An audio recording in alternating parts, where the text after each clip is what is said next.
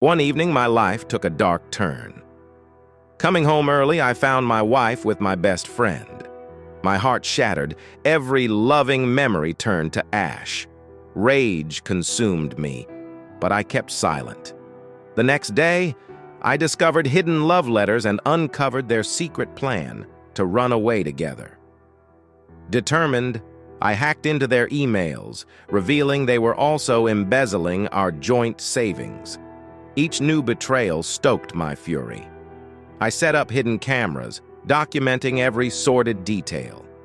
At a company gala, I unveiled their treachery, shattering their lives as they had mine. This isn't just about infidelity. It's about vengeance. This is my story. Watch the reckoning unfold. Friday, May 7th, Adrian Burke. Laura thinks I don't notice. She walks around me carefully like she's on thin ice. But I do notice. I see her nervousness and her sadness every day. I really see it and I understand. Last night we were watching TV and I squinted a bit. I'm still getting used to my eyes not working as well. Plus, the people on TV talk so fast. I can't keep up. Laura was sitting next to me on my side where I can't see. I think she thought I wouldn't see that she was mostly looking at me with a heavy heart. But I could see her. The reflection on the TV showed her like she was a stranger. I didn't say anything. I didn't want to find out what she thought. If I bring it up now, she will just pretend to be happy all the time. She has her own sadness. She lost her husband. She's been through a lot. This morning it rained, so I couldn't go for a walk. That's too bad. It's usually one of the best parts of my day. But I feel good right now. I'm getting my strength back. Just yesterday, I walked over a quarter mile before I had to stop and rest. Today, I plan to try to run half that distance. It won't always be like this, Laura. I promise.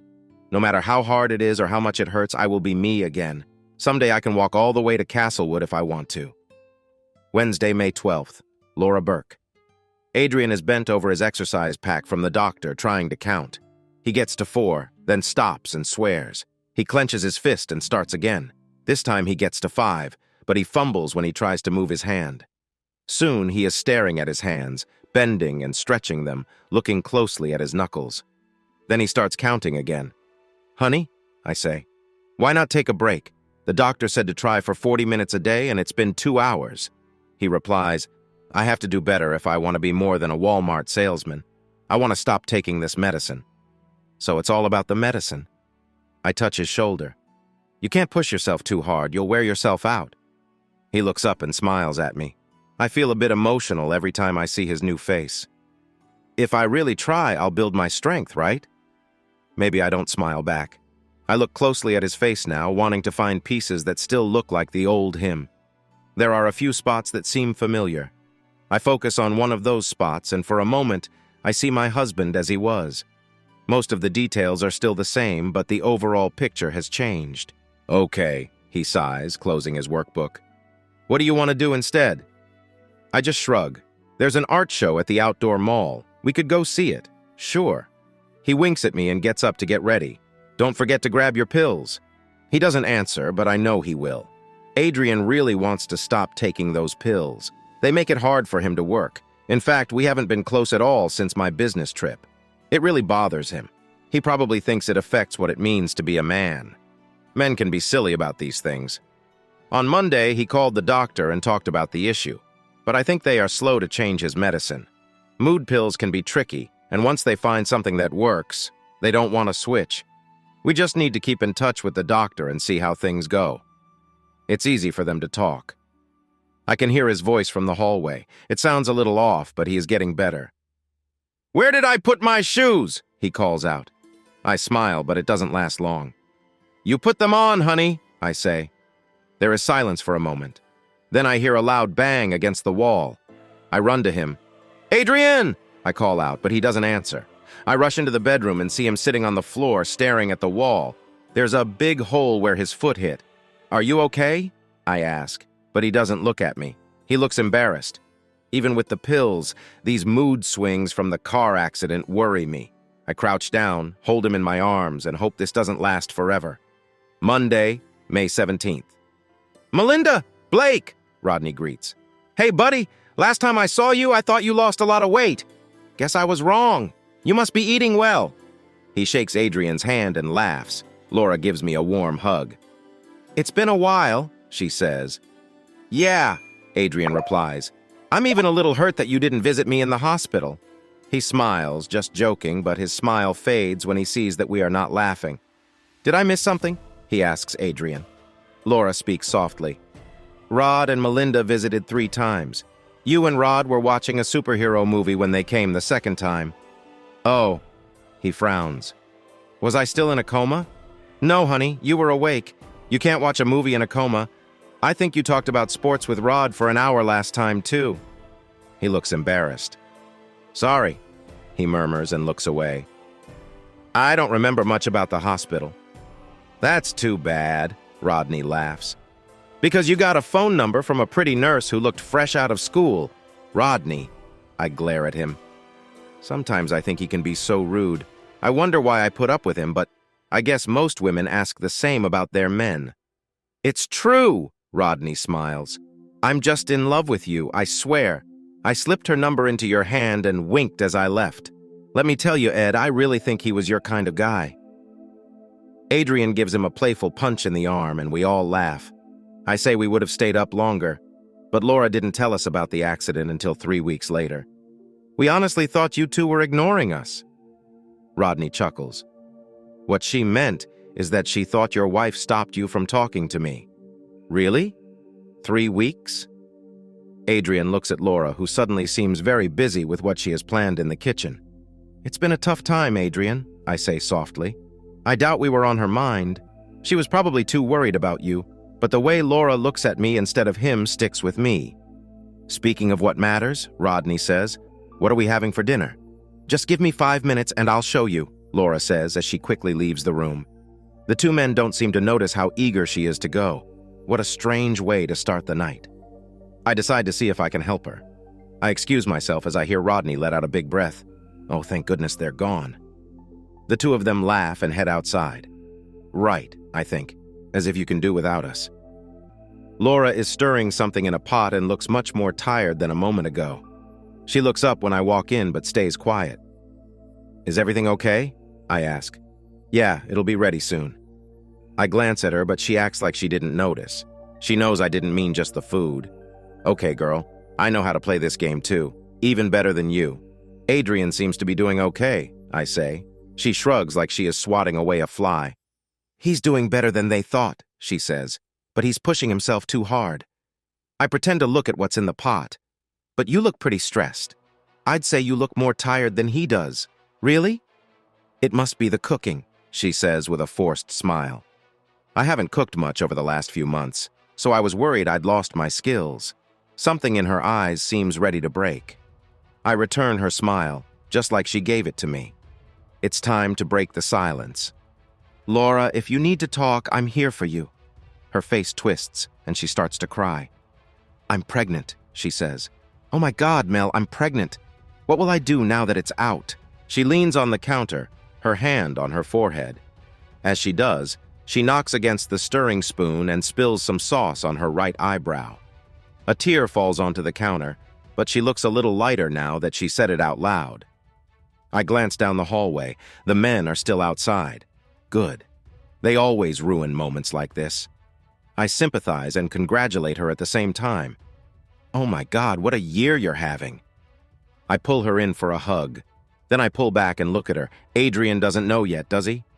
She shakes her head. I can't tell him. Not now. Maybe not now, but soon, I think. How far along are you?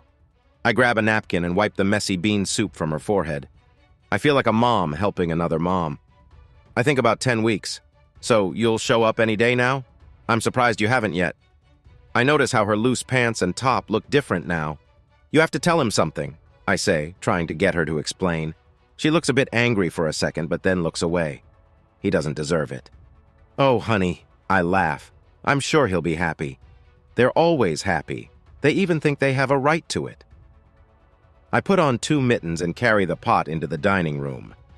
I want to cover the fact that she needs to be alone and give myself time to figure out what she's not saying about this pregnancy. Adrian Burke.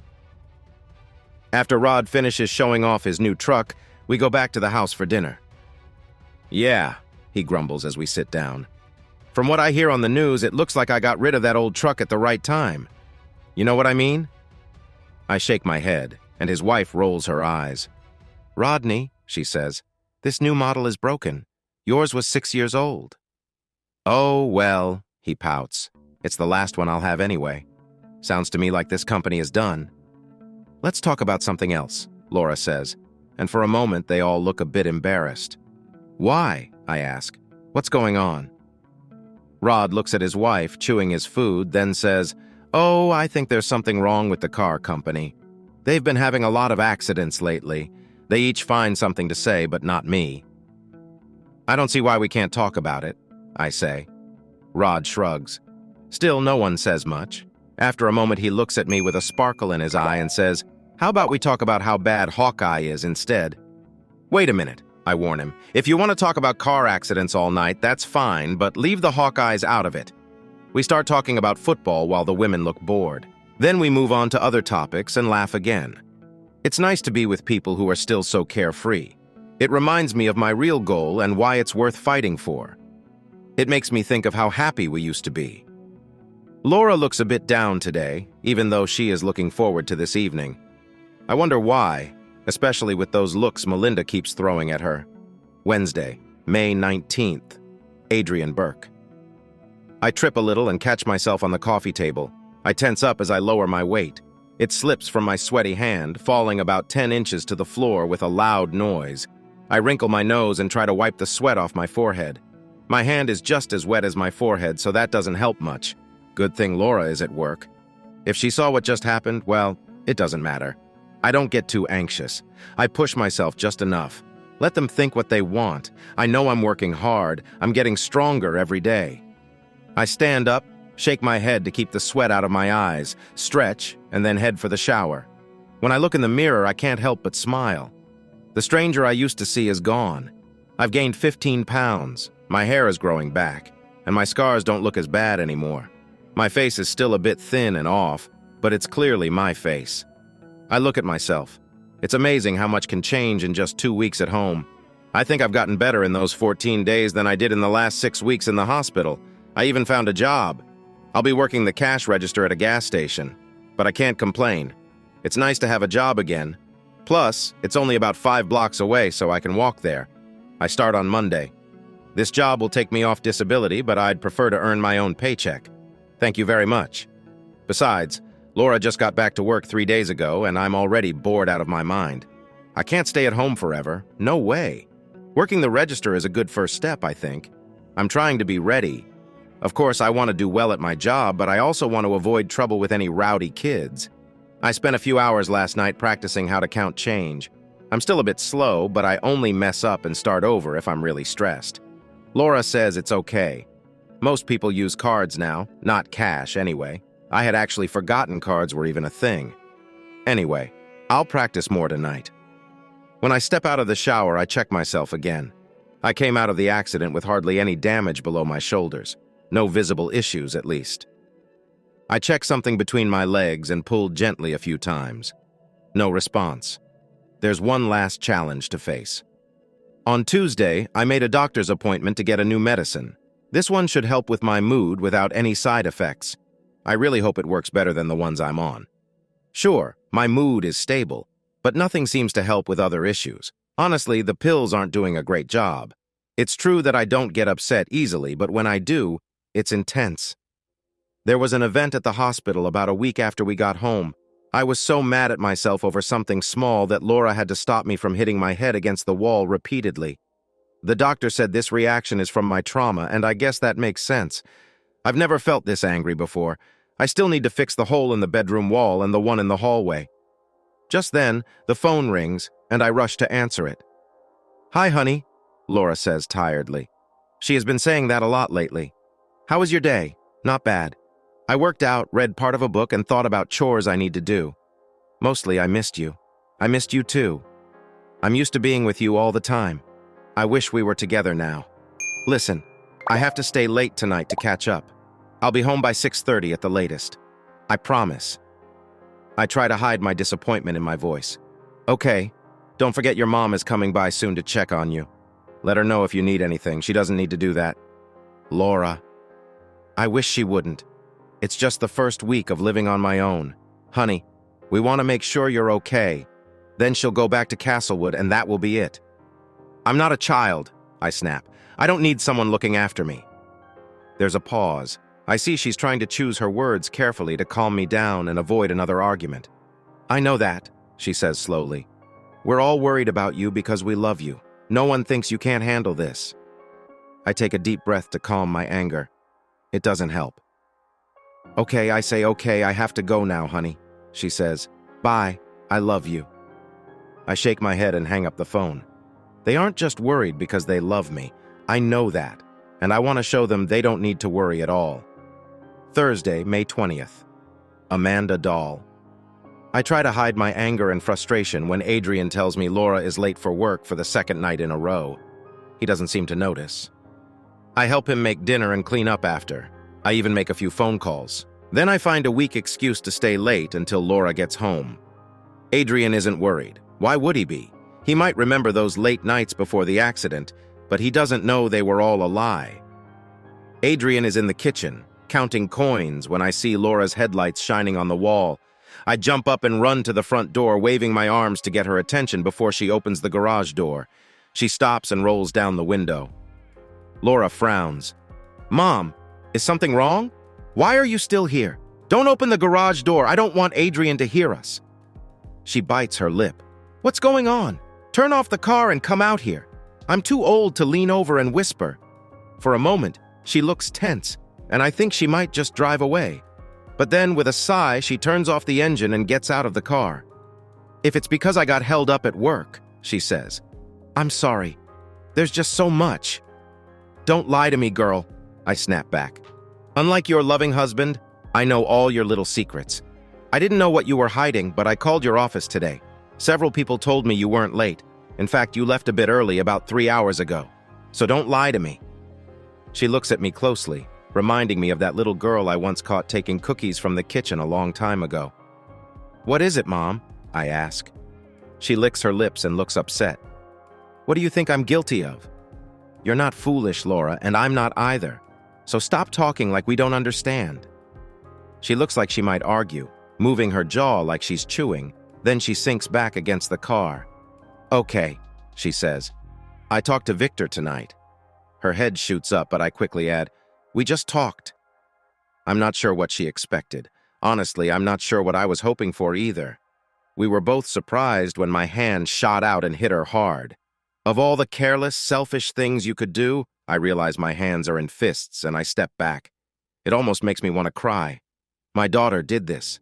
My daughter, she says, already in tears. I swear I can't see him. I had to talk to him about the baby. I stop breathing. The baby? What baby? A grandchild? A beautiful, tiny, innocent baby? And it's Victor's? Are you sure? I ask, my voice shaking. Mom, look at me. I look and then I see. We were all so focused on Adrian that we missed what was right in front of us.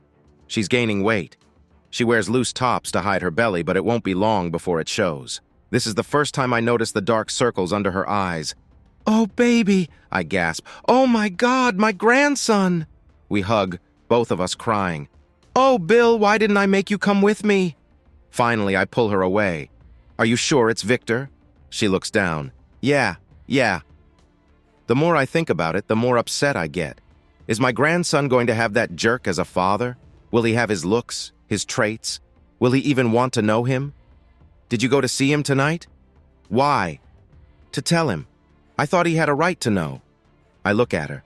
The kindness I felt fades away. Had a right to know? What rights does he have? How can you owe this man anything? What about Adrian? Have you thought about him at all? Or were you just thinking of yourself? I'm trying to do the right thing. I already made many mistakes. I point at her. I think you were planning your escape. She looks heartbroken. Laura, if you... Hey! A man's voice calls from the front door. What's going on in here? Oh no, it's Adrian Burke. I didn't expect to see Amanda and Laura like this. My family doesn't yell at each other. What could have upset them? Stepping into the dark, I squint with my good eye and walk towards the two women. Laura looks confused and in tears. Her mother looks scared. She must feel embarrassed that I saw her yelling at her daughter. I only catch the loud sounds Laura makes and the start of Amanda's reply. But I think I get what's wrong. I saw Amanda's face change when I told her that Laura was late at work again today. I kept quiet when I probably should have said something. "Hi, Laura," I say, keeping my voice happy, as if I don't know I've walked in on something. "How was work?" I ask. "Good," she mumbles, letting me hug her. "Do me a favor, okay?" I say. "Go inside. I just want to talk to your mom for a minute before she leaves." Laura pauses for a second, breathing heavily, then hugs me tighter. "Okay," she says, and quickly goes inside. I turn to Amanda. "I see what you're trying to do, but I don't need this," I tell her. "Really?" She blinks and looks at me closely. "Okay," she says slowly, almost like she is unsure. I know Laura is behind at work because of me, and I can take care of myself better than she thinks. I don't need anyone to watch me. I don't need help cooking dinner or doing the dishes. I can handle it myself, and I don't need you to tell her off for working late. If she stays a few hours longer at work, it will help her life. Well, I can give her that, right? I make sure to look her straight in the eyes to get my point across. I can't give my wife much, Amanda, but I can give her some independence. Let me give her that. She looks like she might cry. "Okay, Adrian, if that's what you want." "Okay." We hug, and she holds me tightly, and I thank her. "Why don't you go say goodbye to your daughter?" I suggest. "I'll put the car in the garage." She looks at the garage. "Is that a good idea?" I almost laugh. I'm pretty sure I can drive the sedan 25 feet into an empty two-car garage. She smiles and brushes my cheek. "You're a good man, Adrian." Then she goes to say goodbye to Laura Burke. The rest of the evening passes quickly. I don't think Adrian even sees how nervous I am. A few hours later, though, we lie in the dark, and I can't sleep. There's a thunderstorm far away, and I keep asking myself the same question over and over. When are you going to tell him? I really don't know. If I wait a few more days, maybe I won't need to. Maybe he'll find out on his own. Then I won't have to say anything. I try to think of a way to make things right, like I do every night, when suddenly Adrian gets up and starts talking, waking me. I didn't even know he was still awake.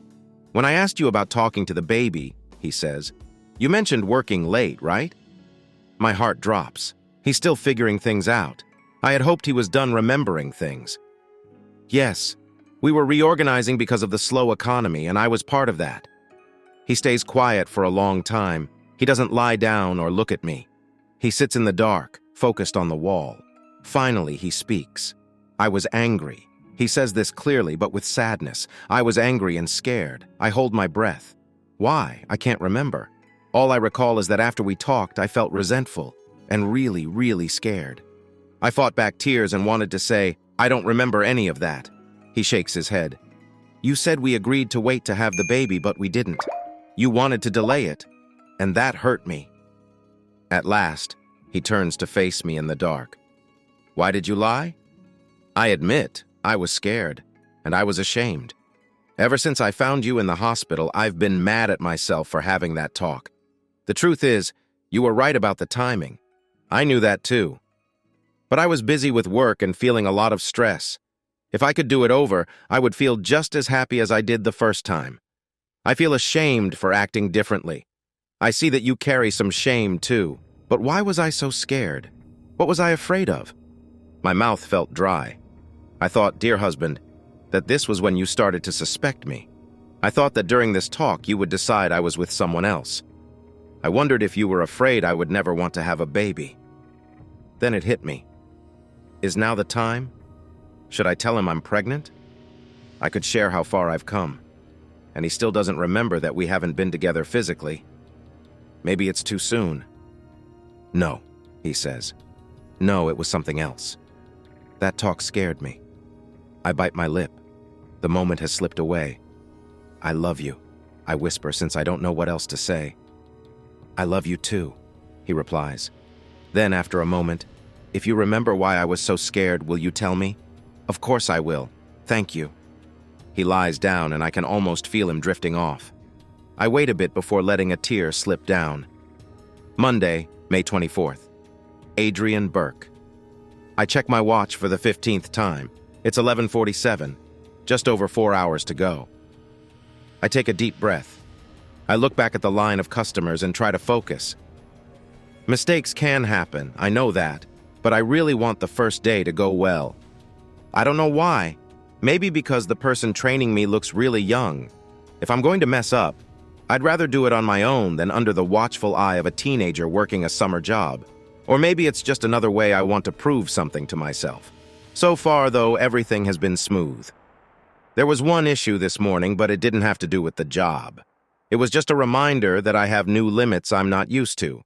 A chubby guy with round cheeks at the store asked me for directions. It was after 9. He had come from Florida to visit some relatives and ended up getting lost. I've lived in this area my whole life, and I knew the street he was looking for. I realized it was close by, but I couldn't think of how to direct him. Even worse, as I tried to focus, I noticed I couldn't remember the names of any streets at all. So there I stood, feeling foolish with my mouth open and nothing to say. Thank goodness that guy was found. "Where were you trying to go?" He mentioned Crestmore Drive. The heavier man answered. "Oh, you're almost there," I said with a small smile, the kind that young people have before they face big problems. "Just turn right on 50th and you'll see it. It's about—" "What do you think, Adrian? Maybe 4 blocks away?" I forced a smile and managed a weak response. "Oh yeah." I also noted to myself to start learning all the street names again in the area. Just one more thing to add to my list. I couldn't believe this guy drove all the way to Des Moines from Florida. How long did that take? What was he doing there? Florida. Something about Laura. She went there. Laura was in Florida when I went to Castlewood. She went for work. I was really upset. But why was I mad? Did it have to do with that baby? Was that even important? And why was everyone hiding the truth from me? Oh my God, now I remember everything, Laura Burke. I can't go through with this. I really don't care what anyone says. I need to leave right now. If I wait any longer, I'll miss my chance. In any moment, Adrian will walk into this house and— "Calm down, honey. We're here for you," Mom said without emotion, no smile on her face. There was no hope in her voice. It sounded cold, almost heavy, like she was made of metal. Her face looked hard as stone. Dad didn't look any better. They were here for me. They wanted to make sure I didn't give up. And why wouldn't they? Isn't that exactly what I felt like doing? The door opened, and Adrian walked in. Mom and Dad welcomed him warmly, and I tried to smile, but he looked at me with doubt. "Why are you all here?" he asked, looking at my parents. I tried to speak, but the words wouldn't come. I closed my eyes and tried again. Nothing. Oh God, someone please help me. "Well, first of all," Dad said, "we wanted to know how your first day at work went." Adrian stayed quiet. Something felt wrong. He looked at my dad first, then my mom, and finally at me. For some reason, his gaze scared me. Finally, he asked, "Why are you really here?" I tried to start fresh, to get it over with, but I couldn't hold his gaze. Please let this all pass. Please let him be happy. I glance at my mom, looking for some strength. Then I tell him, "Honey, I've been trying to find the right words since we got home from the hospital. It's been tough. After everything, I thought it might be better to wait until you had time to heal. But I'm pregnant and I—" His face tightens, dark like a stormy sky. I almost lose my courage. But acting brave is my best chance right now. I know it will be hard for us, but I believe it's a wonderful thing. It's truly a gift. We are going to be parents. Maybe this is just what we need to move forward. Just think about it." My mom jumps up, her eyes wide with excitement. "You're going to be a daddy!" Adrian doesn't respond. He just stares at me, serious and cold. That look makes me feel sick. "Please, Adrian, say something!" But he does, and I wish I could take it back. I want to go back 10 minutes, grab my purse and keys, and run away from here. His 2 words suck all the air out of me and replace it with something heavy. My body, like a machine, spreads that weight through my veins until it fills me completely. "I remember," he says. My parents exchange worried looks. "Remember what?" Dad asks. We are all sweating now. Adrian ignores him, just keeps staring at me, shaking his head. "I loved you," he says softly. "I loved you so much, and it didn't even matter." "It didn't matter to you at all, Adrian." My voice sounds scratchy, like I've been shouting for ages. What are you talking about? He closes his eyes. I worried because I felt like you were drifting away from me. It was the long hours at work and you told me nothing about them. Things felt distant, and you seemed so quiet. I worried that our love was fading. I worried you were bored with me. He opens his eyes and looks up, trying hard to remember. We were going to start a family this summer. I told you, hoping for something good in response. I was really looking for a sign that you still cared. His face twists into a tight smile.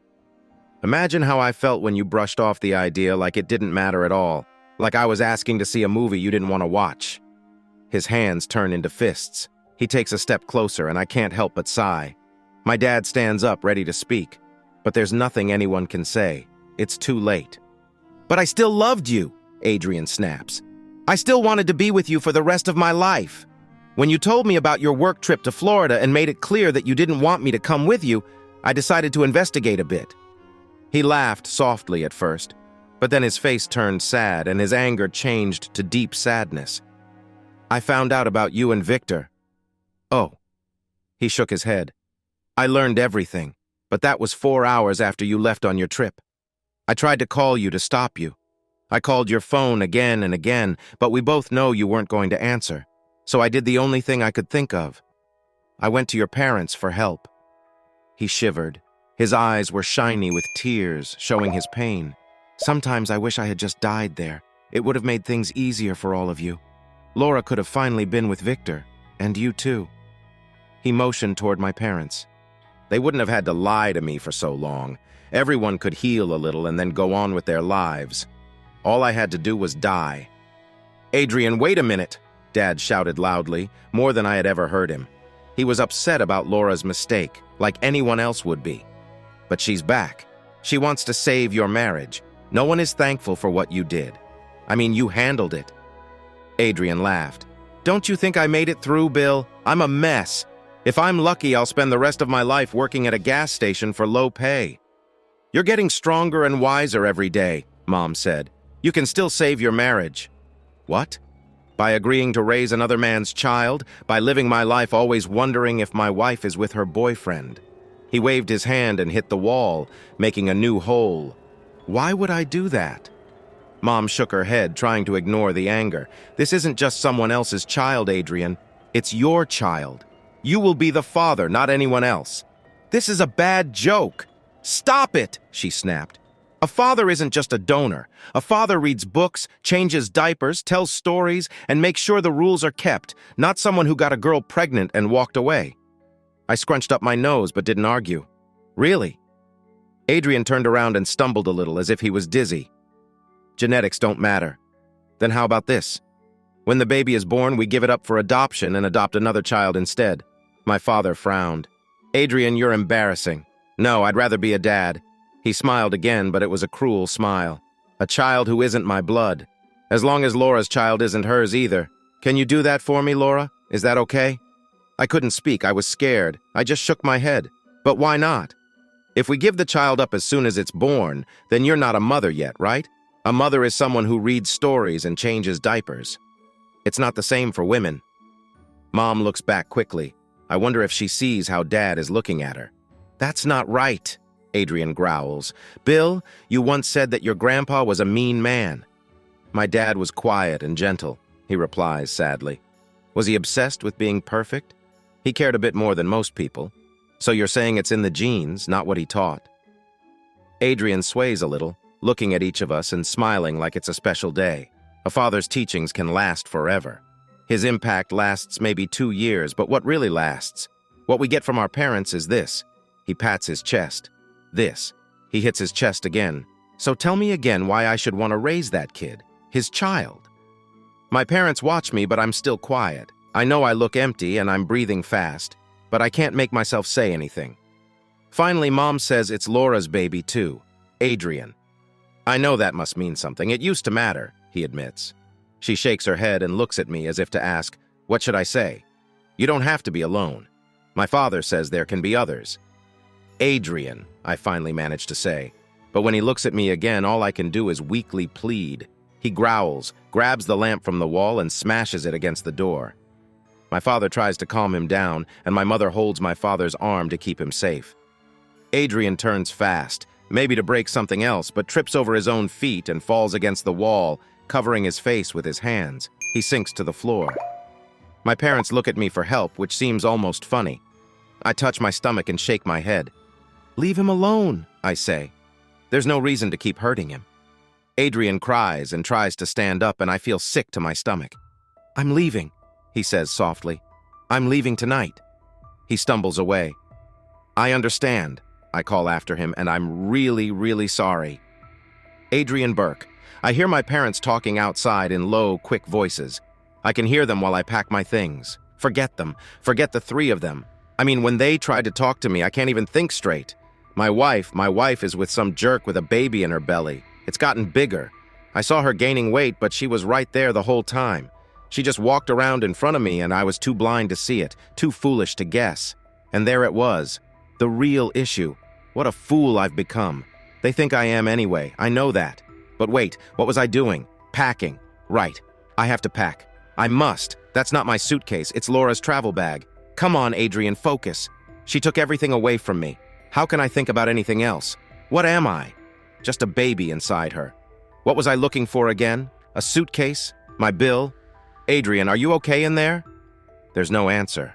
I hear some shuffling sounds and heavy breathing behind the closed door. That's all. I look at Amanda and Laura. They look scared. I feel scared too.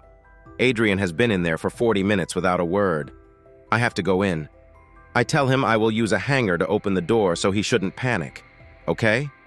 I thought we could go to a hotel for the night to help him relax. Would that be all right? Still no answer. I glance at my wife and daughter one last time. Then I put the hanger in the door handle. I hear a click and push the door open. Adrian is leaning over his suitcase, breathing hard like he just ran a marathon. He looks back at me, surprised. I say, "Hey, did you hear that?" "Oh," he whispers. "Yeah. Isn't it normal to go to a hotel for the night?" He blinks slowly, and I can tell something is off. "Can I check your suitcase? Just to make sure you didn't leave anything behind?" I don't want him to forget his medication. I've heard that head injuries can change a person, but I've never seen anything like what he's showing us. It feels like he's not fully with us. "Okay," he says, almost nicely, and steps back. A strange calm surrounds him. I open the suitcase and hesitate. I'm not sure how to tell him what I need to do without upsetting him. I can't find the words. "What?" he asks, leaning closer, but his voice sounds odd. "Is something wrong?" "Adrian," I say, "what did you pack?"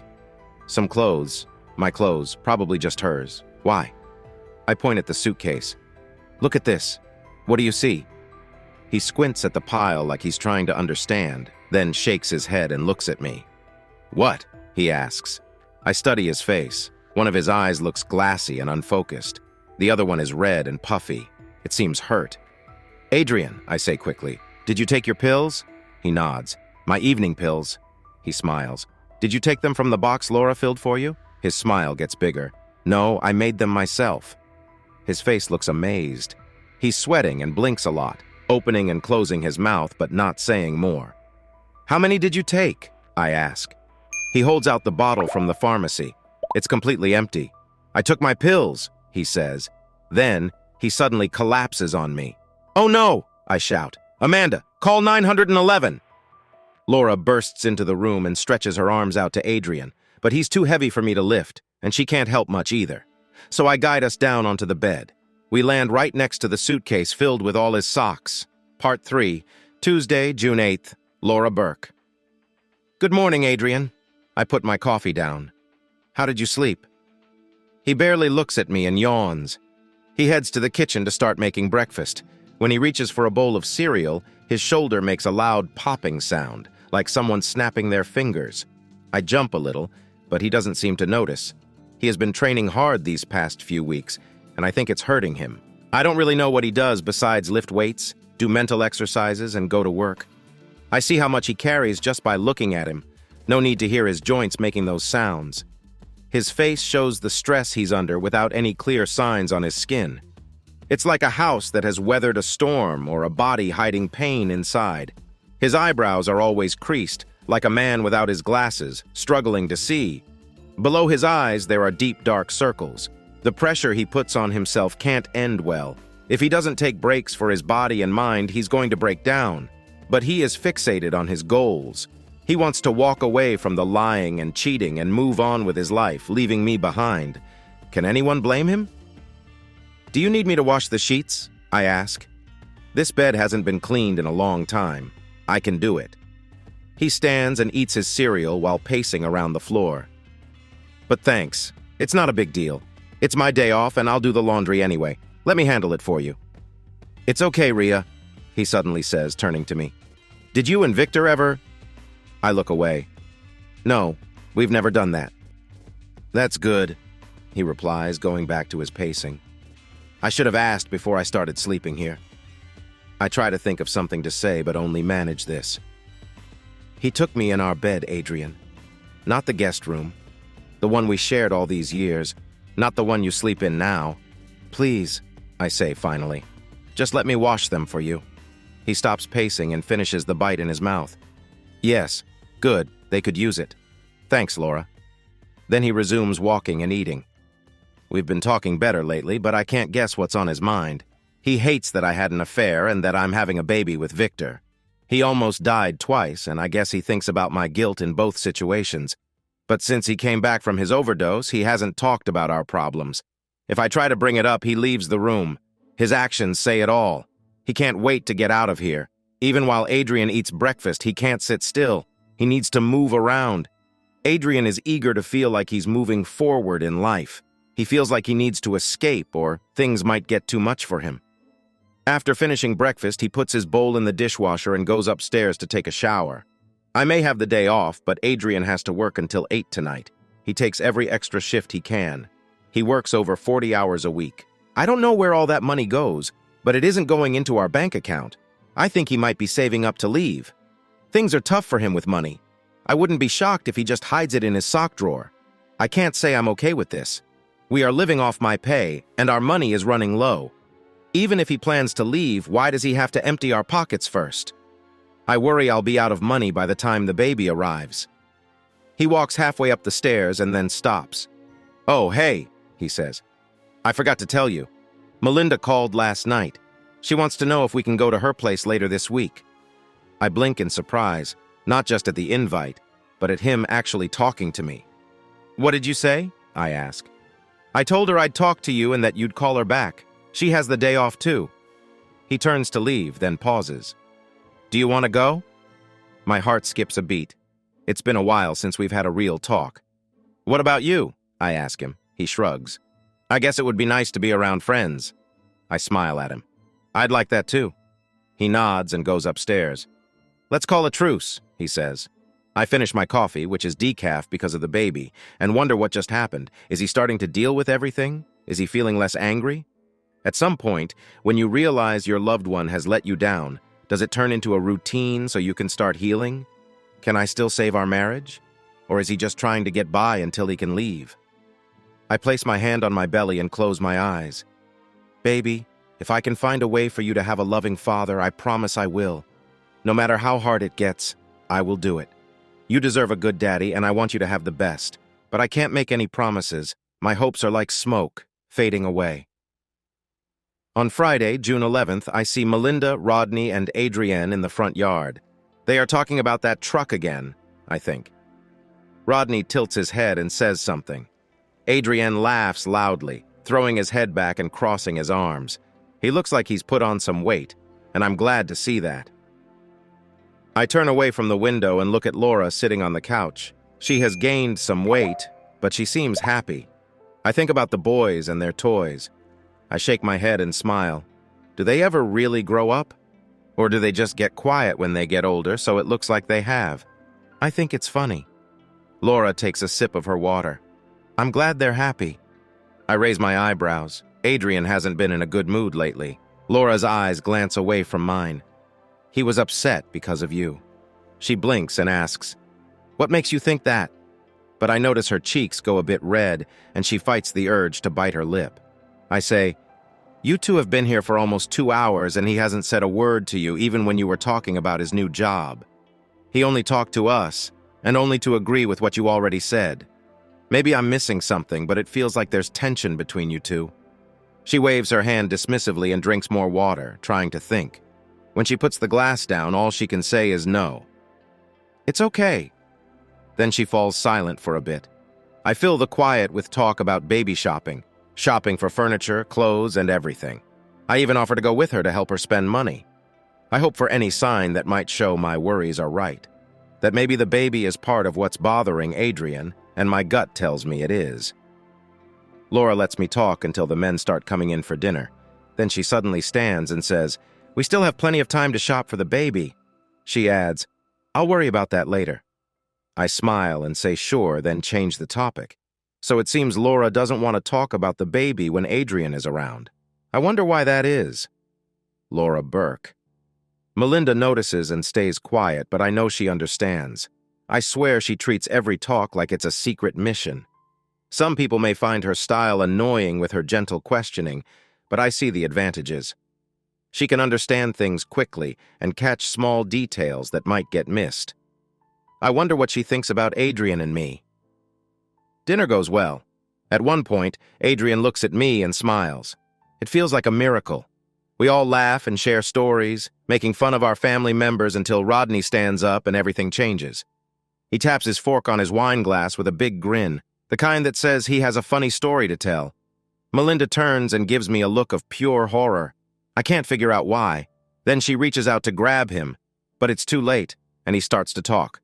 "Ladies and gentlemen," he says in a silly British accent, "let's chat about having babies." He notices Melinda pulling at his sleeve and laughs quietly. I see that my wife is eager for more, but I should have been worried about those babies. My dear friends are like tiny old versions of people. They usually come from two people or sometimes animals that really like each other, often to get gifts from their friends. They are also seen as a way for men to annoy their buddies by getting their wives to talk about having kids, as if it were a fun thing. But despite all this, I have to congratulate my boy Adrian. I'm sure it took a lot for him to pass on his bad hair and flat feet. We, the people who know you, thought you couldn't do that. Good job, kid. As he sits back down, he looks around the table and smiles, waiting for the usual laughs and jokes. He sees Melinda looking annoyed, my own look of shock, and the sad look on Adrian's face. His smile fades. "Did I say something wrong?" he asks. Suddenly, Adrian starts laughing. His shoulders shake, and he looks very happy. The laughter grows until it's so loud that he can barely breathe. "Not at all," he finally says, wiping a tear from his eye. "Not at all. It's just that you left something out of your little talk, Rod." "Please don't, Adrian." "First of all, you congratulated the wrong person. Turns out I didn't get anyone pregnant. Laura's baby won't have my hair or my legs because I'm not the dad. Plus, I haven't given anything to anyone yet and might never get that chance." Rodney looks embarrassed and turns to his wife. Melinda, though, doesn't look at him. She stares straight at me, narrowing her eyes. I can almost see her thinking hard. She bites her lip and tilts her head, and I can't look at her anymore. Instead, I focus on my nearly empty plate. "I don't understand," Rodney says, still shocked. "Did you two use a donor or something?" "Kind of," Adrian chuckles. "While I was in a coma in a hospital in Des Moines, Laura was on a cruise ship in Florida with her boyfriend. It's a real romantic story. She loved him in high school, but her parents thought he was bad for her. They tried hard to keep her away from him, but true love finds a way." Classic fairy tale, isn't it? He grins. "Actually, the only reason I was in Castlewood when the accident happened was to get her parents to help me convince her that she was making a mistake. Well, I learned my lesson. You can't stand in the way of true love." Adrian lost it. "It's okay, Laura. I shouldn't have tried to change your mind. I was wrong. The real mistake was mine. I should have stepped back and let you be happy. I should have just let you and him be together." He looked at Melinda and Rod. "Maybe they've been a couple all along. Maybe I was just a joke. But now, the joking needs to stop." "Adrian!" I shouted, hitting the table hard, making Melinda jump. "You're not a joke. You never were. Yes, I made a huge mistake, but it only lasted a few months, not years. I love you. Only you. I let you down. I hurt you. I cheated. But I love you more than anything." I looked at Melinda and Rod, seeing fear on their faces. "I'm sorry," I said, but it felt useless. I said it all the time, and nobody really listened. It was like talking about the weather. There was a quiet moment, making fun of my apology, and then Rodney asked, "What are you going to do, Adrian?" Adrian laughed a cold, empty laugh. "What choices do I have? I can barely take care of myself. Most days I can manage, but when I'm stressed or excited, I lose my mind. And if I'm angry, forget it." He began to share what happened the night he found out the truth. "Laura hurt me. My parents, the ones I trusted most, sat there trying to convince me Laura was pregnant with my child. They thought that so little of me. But something reminded me of the truth that day. I remembered the doubts, the lies, the sadness. I remembered how Laura shut me out week after week." He paused, taking a deep breath. Oh, the look on their faces when they saw that I already knew the truth. It was pathetic. He took another breath. I decided to leave at that moment. Why wait? I went to the bedroom to pack my bag, but I couldn't figure out how to do it. And when I finally could, I didn't know what to pack. I was angrier than ever before and completely lost. I was grabbing things without thinking. I stuffed that suitcase with socks and didn't know why. But that wasn't enough. Then I thought I could take care of myself alone. Melinda leaned closer. "What happened?" "I took my medicine." She blinked, surprised. "Oh," she said, looking relieved. "But you're not listening." Adrian smiled, his eyes looking tired and glassy. "I opened the container and took the medicine.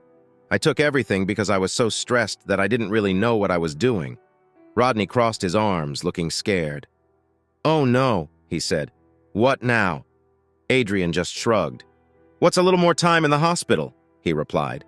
"The truth is, when I feel okay, I can manage things. Still, I can only handle it if it doesn't involve money worries, stress, hard choices, or feelings." He shook his head, his shoulders drooping, his voice softer. "What else can I do but stay?" Melinda touched his arm gently. "There are nursing programs," she said. "Sure there are," he answered. "But how much of my life will I have to give up before I can't take it anymore? How much freedom will I lose before it feels like too much? No, I will leave this place soon. But to do that, I need to go back to where I can take care of myself." Melinda nodded. "If there's anything we can do, just let us know." "I know, thank you. And I'm sorry for messing up your party." Adrian stood up and yawned. "I'll be in the car. There's no rush. It's a nice night." He walked out, leaving us in silence for a moment. I couldn't decide what felt worse, sitting here with my friends, knowing what I had done, or being in the car with Adrian's silent anger. Rodney spoke first. "I'm sorry that I caused this." I shrugged. I knew I should say something, but I felt numb. He went on, "Is there more to this story?" He looked at his wife.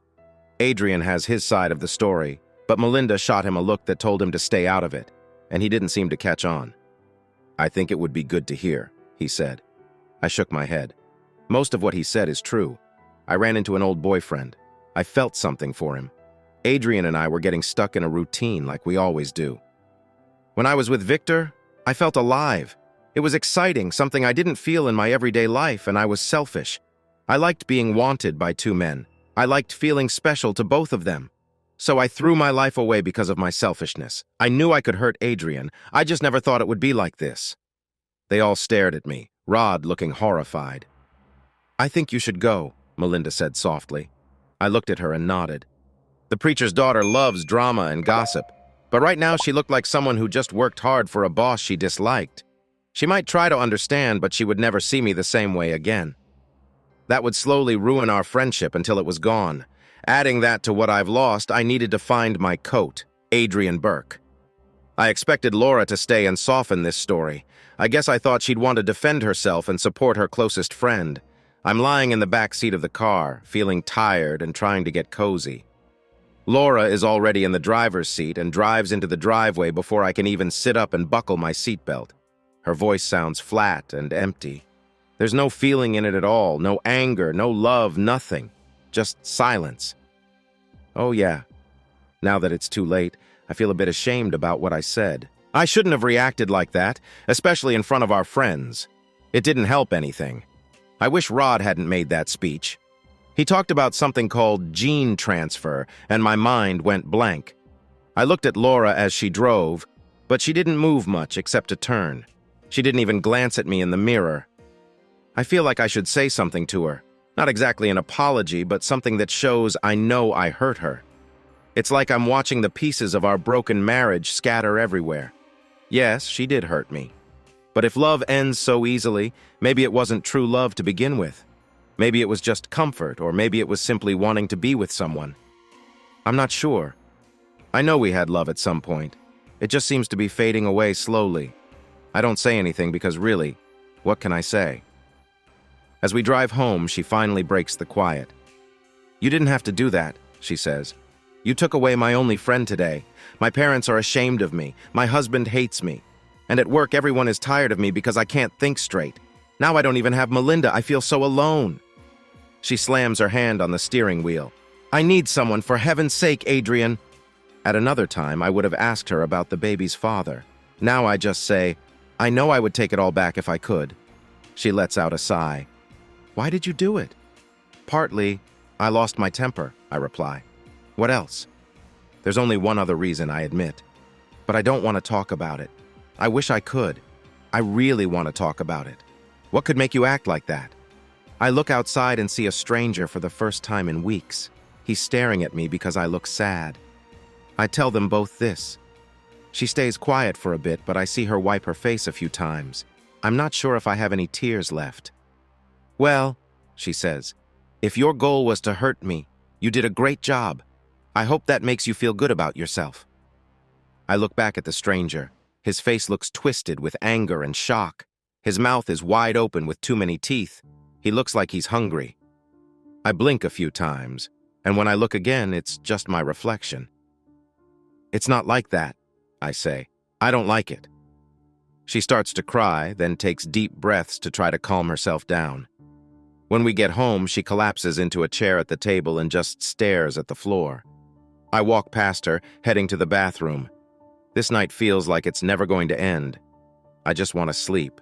"You don't have to keep shutting me out," she says. You can leave when you're ready. But while you're here, I don't want to talk much." Then suddenly I have an idea. I stop and turn to you. "I really need to push you away, Laura. I'm sorry.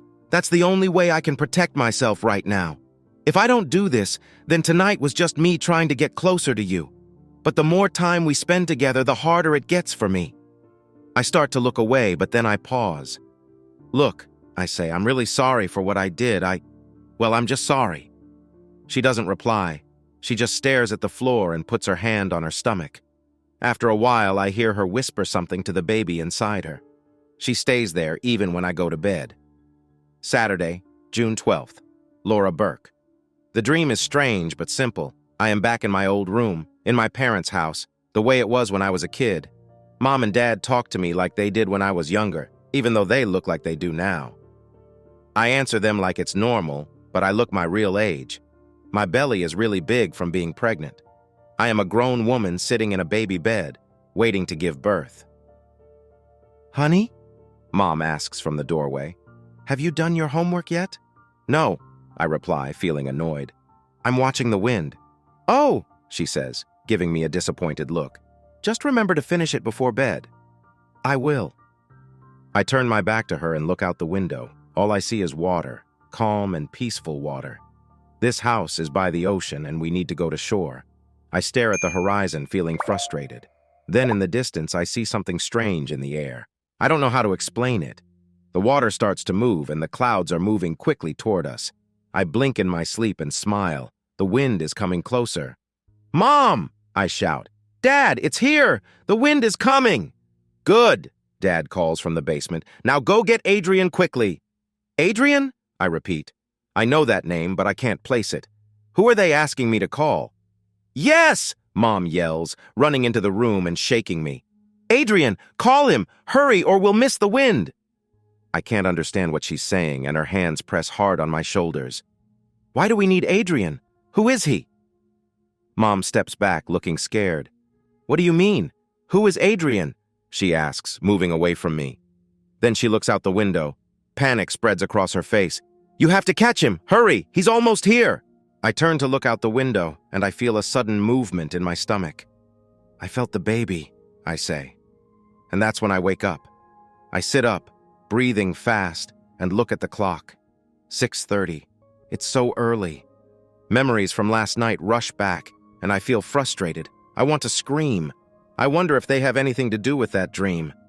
I try to remember the dream I just had, but the details are already fading away. It's kind of annoying, but I can't think about it for long. Sleep is gone. Now it's morning. I go downstairs to brew some coffee and prepare breakfast. The fridge hums, the eggs sizzle, and I almost burn my hand because I'm not focused. Melinda will take good care of him. I know she will. There will still be a few phone calls and maybe some meetings. She'll send Christmas cards for a few more years. She'll say that we don't have time to see each other anymore. She'll say it's nice to talk to me again. Then we'll make plans that never happen. The preacher's daughter was my last friend. What does that say about me? I turn to get a glass for my orange juice, and I notice my cell phone is flashing. I wonder who could have called me during the night. I open it. It's not a call. It's a message from Victor. It says, "Miss you." That's odd. The only person who seems to care that I'm gone is someone I wish I never met. Is that really true? I'm not so sure. Even now, thinking of him makes my heart feel something. We can't help who we fall for, but there's no future for us, not for anyone. This is the first time he's tried to reach out since we met to talk about the baby. I'm not sure what I thought would happen that day. Maybe I thought he would ask me to be part of his child's life, and I would say no and go on with Adrian. It sounds silly now. Instead, Victor surprised me by offering to pay for the abortion, like someone casually offering to pay for lunch. It left me speechless. I can still picture the father of my child. The way he smiled was like a promise, and it felt like he was flirting. I couldn't take it. I drove away and got sick in the parking lot before I even got home. Miss you. How ridiculous. Do I really need to reply to that? Here I am, all by myself. Adrian will never accept this baby, and Victor should not have to deal with it. I delete the message and close my phone. Then I eat my breakfast without tasting anything. Monday, June 14th. Adrian Burke, do you have a minute? Sure, she replies. A small smile appears on her lips, but I can see some worry in her eyes. There's a feeling of conflict on her face. Why, I think. We need to talk about what happens next. Laura's smile fades, and the conflict turns into fear. Oh, okay. She turns off the TV, and I lean back in my chair. I've been thinking a lot about our talk since we had dinner with the Blakes. Now that it's time to speak, I feel nervous. I wet my lips and start. First, I want to say I'm sorry for how I've acted in the last few weeks. It has taken me a long time to get my feelings under control, and I know I still have more work to do. But I don't like it. I've stopped doing things that hurt you. She nods but looks sad. I'm sorry too, she says. I raise my hand. I promise I won't take long, and I will listen to everything you want to say after. Now comes the tough part. I hope she is ready for this. I want to be clear that I don't want to hurt you, but I need to move on with my life. It's time for us to talk about divorce. She inhales sharply, like someone who just came up for air after almost drowning. Then she makes a small noise. No, she says. I'm sorry, Laura, but you should have known this would happen from the start. Even before I knew you were having issues, there was no surprise that would have changed this. I love you, I really do. But there isn't a happy ending for us. I want that for myself someday with someone else. So it's over. She shakes her head. I can't accept that. There must be something we can do. There must be a way to fix this. She leans forward. Just tell me what to do, and I'll do it. I shake my head. Laura, please. Adrian, please. Just think for a moment. What can we do to save our marriage? What can I do to make you want to stay with me? I close my eyes. This is not how I wanted her to take it. Laura, I'm moving. I'm going to Chicago, and I won't come back to Iowa. She looks at me. You're moving? Why? What's wrong with Chicago? What's wrong with Des Moines? I don't really remember this place, I say. That's what's wrong. My life is tough right now, and I really want a fresh start. If I can't remember this place, what does it mean to me?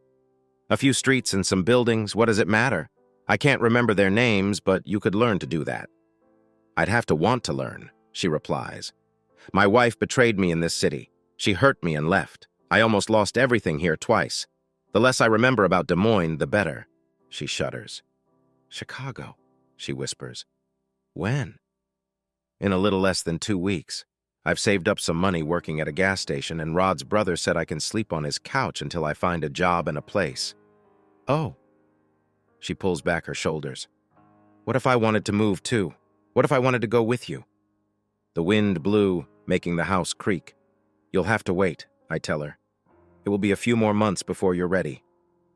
She frowns and opens her mouth like she's about to ask something. Her eyes grow wide and she places a hand on her stomach. I'm not giving up my baby, she says. Don't ask me to do that. I'm not asking you for anything, Laura. Not to give up my baby, not to move to Chicago, just... I'm leaving, so stop asking questions and let me go.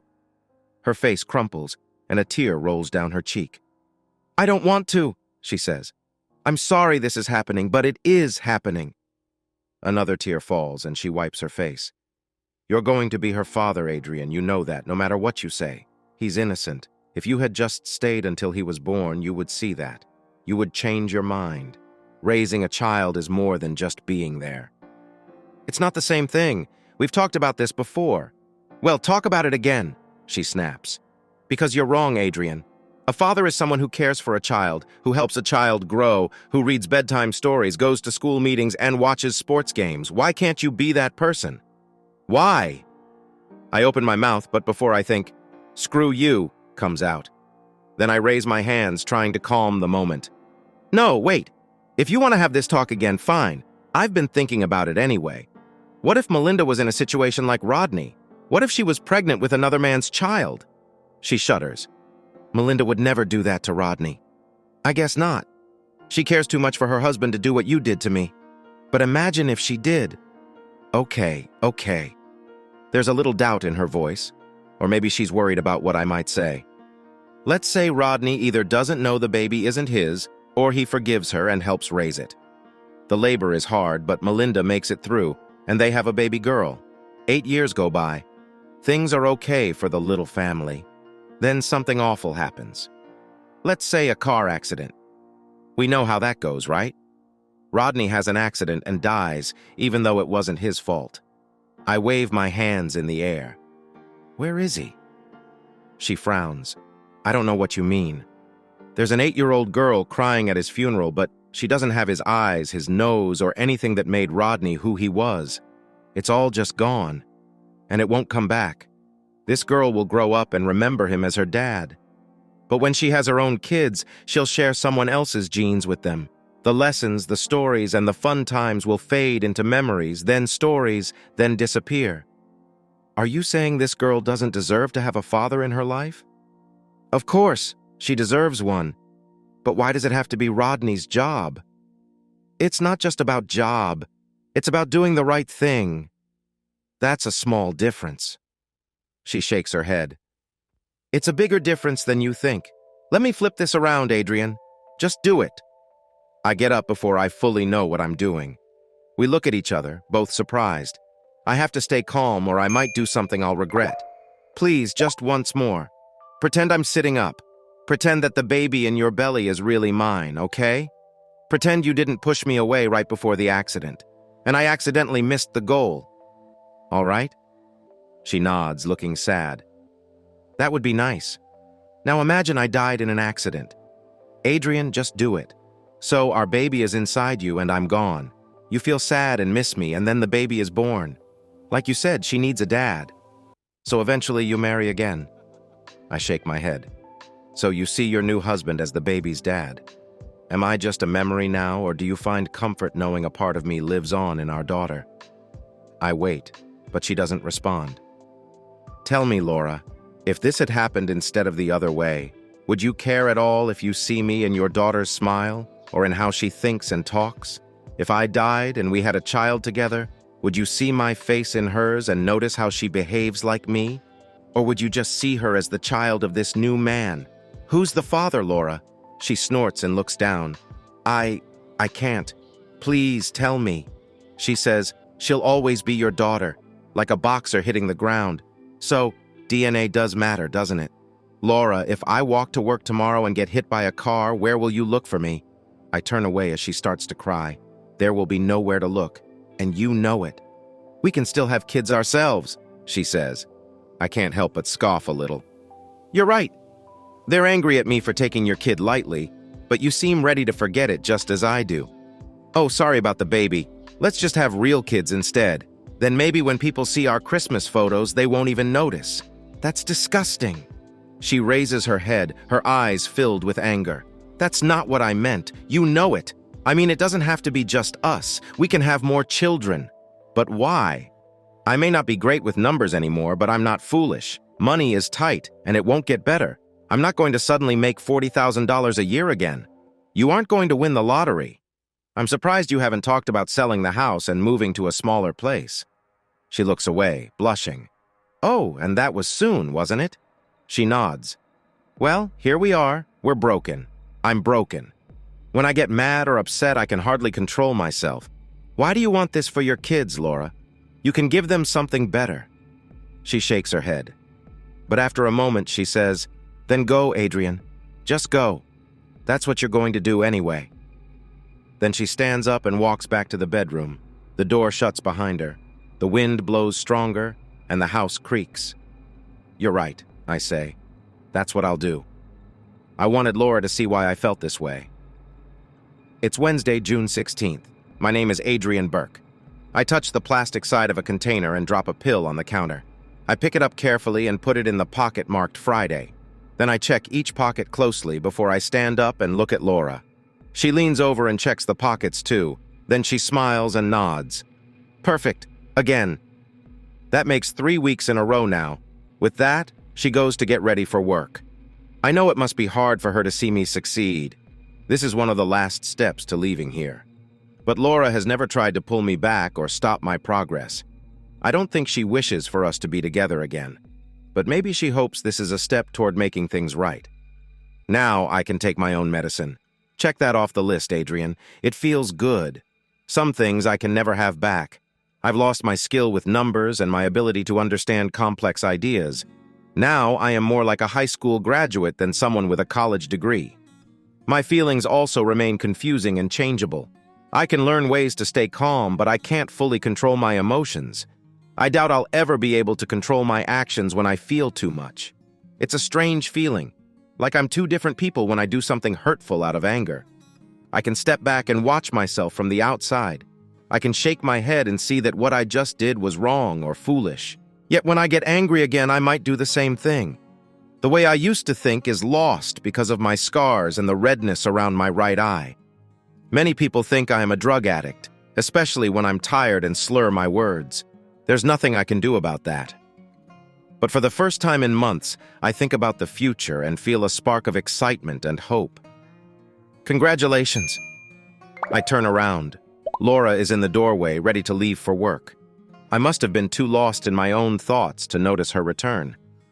Thank you, I say with a smile. Then, without thinking, I ask, Can you tell me about it? She blinks. What about the affair? What was wrong with our relationship, Laura? Was something missing? I don't think I ever really thought about it before, but lately I've been wondering. To her credit, Laura doesn't avoid the question. I wasn't happy, she says. I should have been, but I wasn't. A look of sad humor crosses her face. Ironically, the only thing I want now is to go back to that time and stay there forever. I thought I was unhappy then. She looks away. Did you love him more than you loved me? I don't even think it was love. I had fun during our time together, but I never really loved him. I shake my head. She looks so tired now. Thanks for telling me, I say. She nods and starts to leave, but stops for a moment. I really wish you'd stayed, she whispers. I understand. Her shoulders droop a bit. She nods and walks away. Friday, June 27th. Laura Burke. I'm acting silly dancing to a silly song. I know it's dumb, but I keep going. Today, Adrian is leaving me. I might never see him again. So what do? I run away. I couldn't just sit there and watch him pack. In my sudden sadness, I ran away. Even worse, I called Victor. Can I see you? I asked, my voice calm. It felt like it was coming from someone else. He smiled and said, Come over. When I got to his house, he welcomed me warmly. He didn't ask about the baby, but he seemed eager to be close again.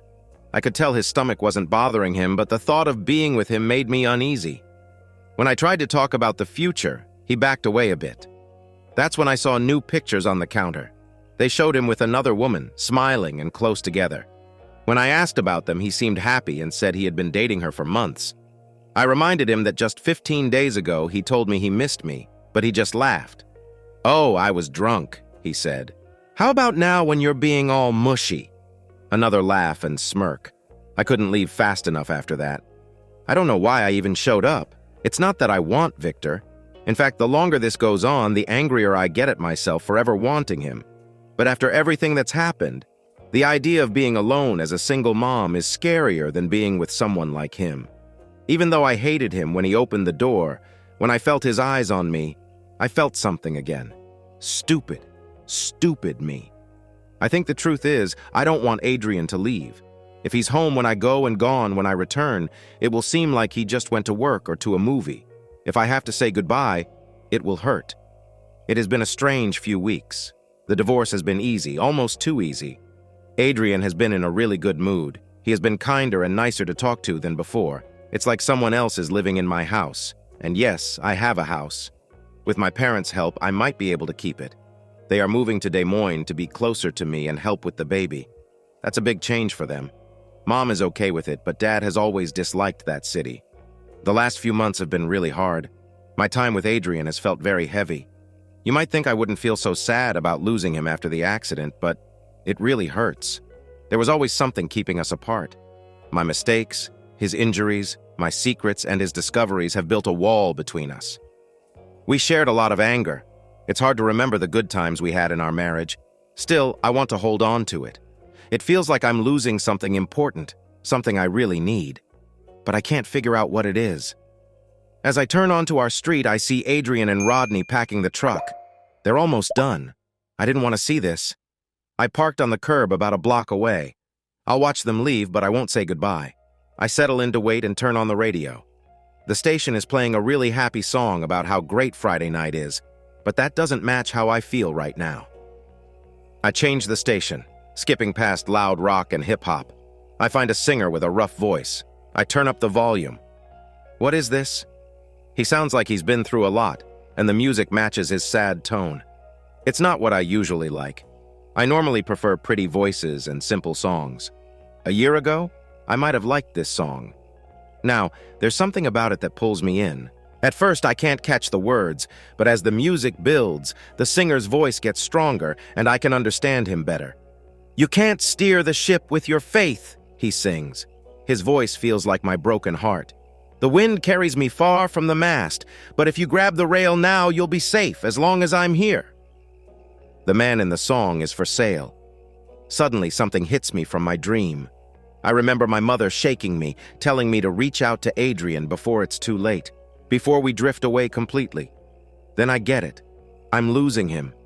I can't help but cry a little as I keep thinking about those words and watch Adrian get into the truck. The engine starts and the brake lights glow red. I see him buckle his seatbelt. I feel lost, like I'm at sea, and I have been for a long time. I just didn't realize it. I've been slow, unsure, and making mistakes. Deep down, I felt very lost and scared.